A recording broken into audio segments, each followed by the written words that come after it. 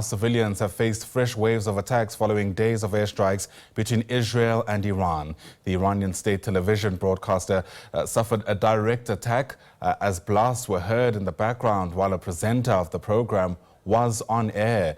Let's get the very latest from Tel Aviv, bring in our correspondent.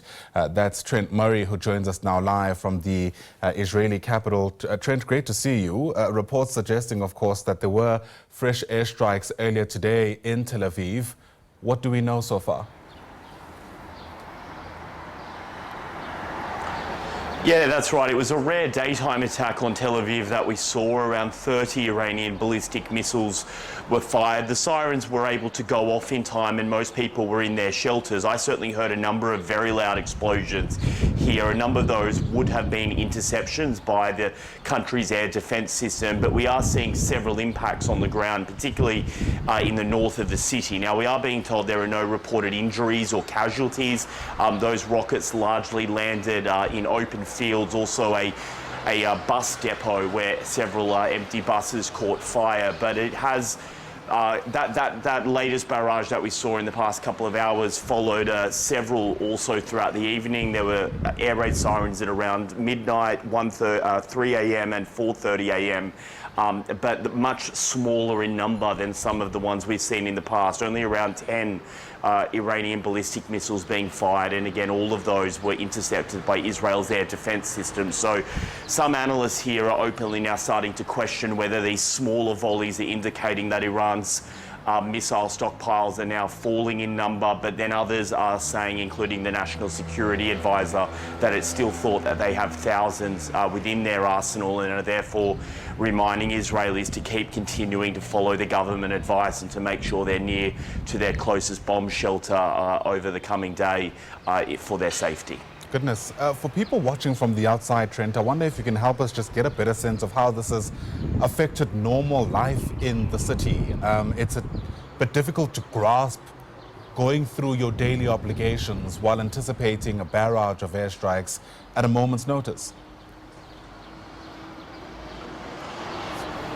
It's a very good question. I mean, right now there is a state of emergency in place across Israel, which is limiting things somewhat. We know schools are closed across the country. Most big workplaces are also closed aside from essential industries. What you will find is throughout the day, it is a little bit busier on the streets. People are out and about. Some small businesses are open, many others are closed. It really is at night time where things get much quieter, because based on what we have seen since last Friday, it is generally in the early hours of the night and the morning where these big barrages of missiles will strike. And so people are not venturing too far away from home. In many cases, they're having a plan of attack of where to go to with their closest bomb shelter.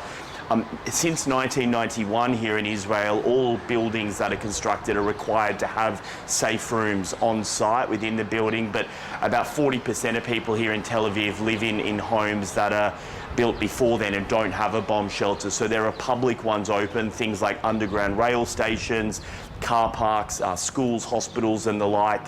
But what we are seeing is that in a number of cases where people have been killed, it has been because they were trying to reach those bomb shelters on the streets and they were caught off guard somewhat and have been hit either directly or from shrapnel. So that is why most people are keeping a close eye on their mobile phone when they get that alert, moving very, very quickly. But the difficulty is, I think, while there is a good air defense system here, those missiles are traveling at such speed. There's only about 10 minutes notice from when they are launched in Iran to arriving here in Israel. And so what we are seeing in the casualty figures is it's often elderly people and also mothers with small children who just can't move as quickly as you would if you were, younger and on your own. Yeah, fair enough.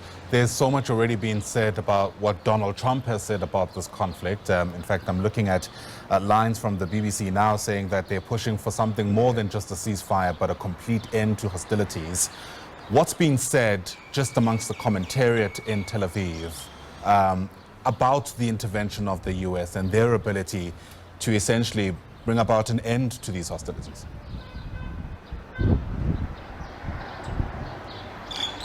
Well, they've been watching pretty closely the negotiations which had been taking place between the Americans and Iran, and I think there was a high degree of scepticism from the Israeli perspective that potentially Tehran was dragging Donald Trump along a little bit and weren't willing to reach a deal. That is why they are saying that they've launched their attacks across Iran. They are saying they received intelligence suggesting that Iran was moving much faster towards building a nuclear weapon with large stockpiles of enriched uranium. I mean, the Iranians themselves have admitted that they do have large amounts of enriched uranium. It's just a matter of putting the components together then to build a nuclear weapon. They weren't quite there yet in terms of the percentages, but the Israelis believe they were. Now, where to from here in terms of the Americans? Well, look, they have said from the outset that they weren't involved in this. This is an Israeli operation and that it's a unilateral action being taken by Israel. But we know two things. The first is the Americans have been helping defend Israel, particularly with aircraft in the sky, shoot down some of those missiles.